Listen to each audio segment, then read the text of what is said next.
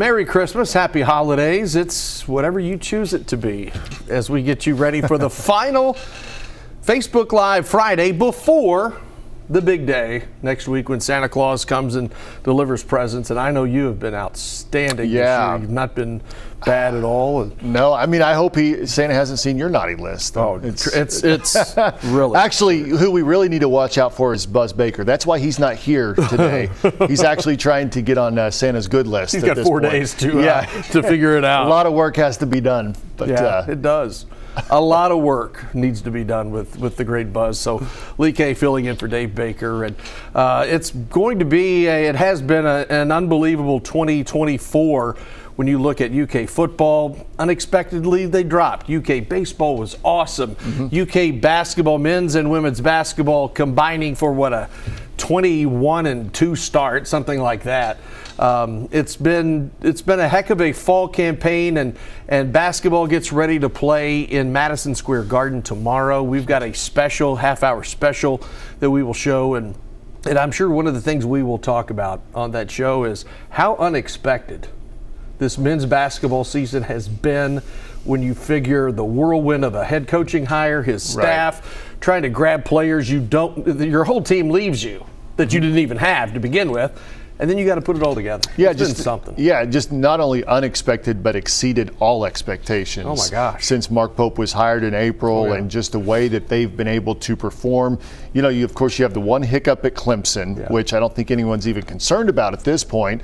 But you think about it, had you not had that one little hiccup, you're looking at an undefeated team. Still, you've got the 4th-ranked team in America. They're the highest offensive efficient team in America. They've got this group of old guys who've played a lot of college basketball. So I think you, as a fan, go into every game with just the confidence of the world going, you know, even if they get down or they run into some bumps or they have to make adjustments, they will, and they'll figure it out. And so, they go into this game tomorrow against Ohio State.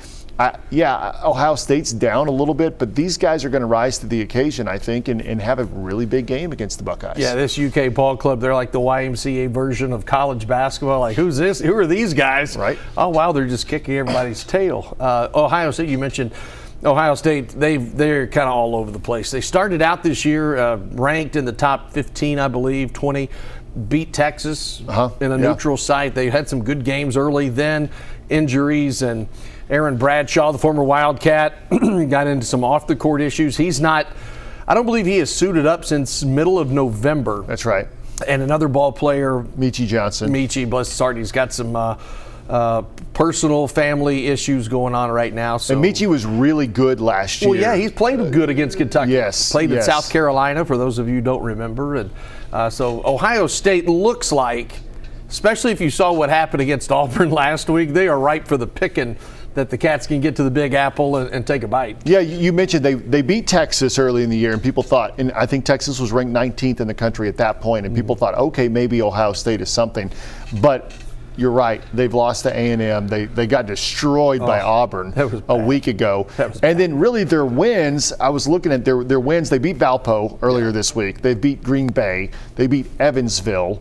They beat, it's that level. Sure. So now, just like any other team in the country, when Kentucky is your opponent, they're going to play up to another level. They're not going to approach the game the same way that they did maybe against, a Green Bay or a Valpo. Sure. But I just think that the talent, especially if you don't have Michi Johnson, you don't have Aaron Bradshaw, they've got the Royal kid who's pretty good, but Kentucky has much more talent on there. I'll take 5-on-1. I'll take 5-on-1. Absolutely. Unless it's Danny Manning and the Miracles, I'll take 5-on-1 and call it a day. And how cool is it to be in New York for this team? They're up there. They've been putting out some videos on social media. I think they went to Hamilton maybe last night and got to tour the city. I follow a bunch of them on Instagram or Twitter, and I think literally every single player posted a picture of Times Square. Sure. Like they're all out there just like kids, right? Just having a good time. So they're enjoying themselves while they're there as well. Well, I think when you go to Times Square and you're in the middle of Manhattan and you're doing everything that you're doing, it's impossible not to take a few pictures. I remember the first time I went, when we went for the NBA draft, and which was in Brooklyn, but we stayed in Manhattan, and it's like, oh my gosh. Yeah. at 4 a.m. it looks like it's sunny out because of all the lights and the TVs and the buildings and everything. So it's part of the CBS Sports Classic, UK and Ohio State. Also, the other game in that doubleheader is UCLA and North Carolina. Things start at 3 o'clock. UK tips off around 5:15 if that first game does not go long or something weird happens. But so make sure you tune in. And also tomorrow at noon, on WKYT, we're going to have our half-hour all-blue preview show and give you a little bit of everything. It's Ohio State, there's not much to talk about with them. Unlike other teams, let's say if we had done one with Louisville or Duke or Gonzaga, Ohio State's just, they're really struggling right now. And Kentucky should be a healthy favorite going in. And I think the important thing for Kentucky from their standpoint is you've got this Ohio State game tomorrow, then you've got Brown on New Year's Eve at 2 in the afternoon to finish out the non-conference portion of the schedule. You finish if they take care of business in both instances, and they should, then you go into that gauntlet of an SEC schedule with just one loss, which, like you said, you were talking about expectations earlier. Anybody would have taken that. If you rewind back to April when you hire Mark Pope and you say, you know what, you've got Duke on the schedule, Gonzaga on the schedule, Ohio State on the schedule, Louisville on the schedule. If you could go through that entire non-conference with just one loss, everybody would take that. Sure. Right? And so then you go into the conference portion of the schedule beginning with Florida, and the SEC just means more this year. It's tough. And everybody has said it's the best, could be the best conference ever in the history of college basketball. I don't know how you at least for the first half of the season, right? The non-conference, because they're all going to beat up on each other, obviously, once they get into conference play. But what the SEC has been able to do against other Power 5 or Power 4 conferences so far, this non-conference schedule has been unbelievable. The first 5 SEC opponents UK will play, that's Florida, Mississippi State, and Alabama, and several others. 48-4. To start the season between those 5 teams. Nearly a perfect record. And a couple of the losses that like Alabama's had, I mean, we're not talking against like Wisconsin or Green Bay lost to Michigan Tech or whoever that was that Doug Gottlieb's team lost to. But we're talking about legitimate losses. And the SEC is just... Yeah, even a program like Oklahoma, which nobody had high expectations for in basketball coming into this league. I think they were at the bottom or near the bottom.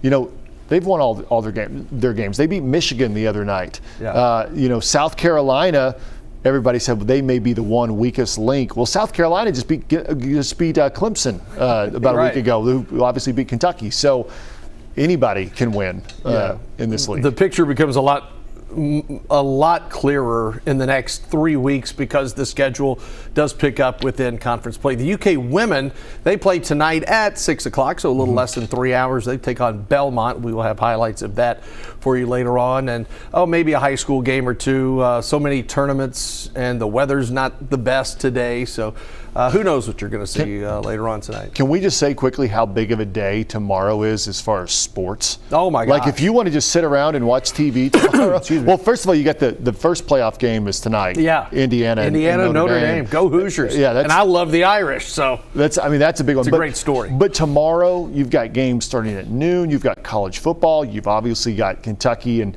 Ohio State at 5:15. You've got the NFL. There are 2 NFL games tomorrow. So, I mean, just good luck. Veg out on the couch. Good luck keeping up with all of it. Yeah. Eggnog for everybody. And, this is one of the great – what a way to end the calendar year. We still have a week to go with this college football playoff. It is just going to take college football to a brand new stratosphere. I love it. In ways that the 1AA folks in Division II, they've known this for decades because they have that tournament and bracket. And so now it finally it is caught up to Division I. Like this isn't going to happen. I don't think I would not place money on this, but like how cool would it be if like SMU beat Penn State? Oh. You know, like just like because in the NCAA basketball tournament you have this chance for an underdog, to make a run, and maybe one of these teams can have a first round upset or something like that. I just love that there's an opportunity for that to happen, which has never been there in the past. Yeah, and if you're a UK fan, I think it's impossible not to root for Indiana. Sure. You don't like Louisville, you don't like Indiana, Tennessee, blah, blah, blah. I get all of that. But Indiana is what Kentucky wants to be. Yeah, this year certainly. That's right. Yeah. Kentucky has always said, we could do this, we need to get here, and has been so close to getting to that SEC championship. If Indiana can do it, Kentucky can do it, I hope. That's going to be, it's been an interesting offseason already. A couple of transfer portal additions, another one today, Kendrick Law, receiver out of Alabama.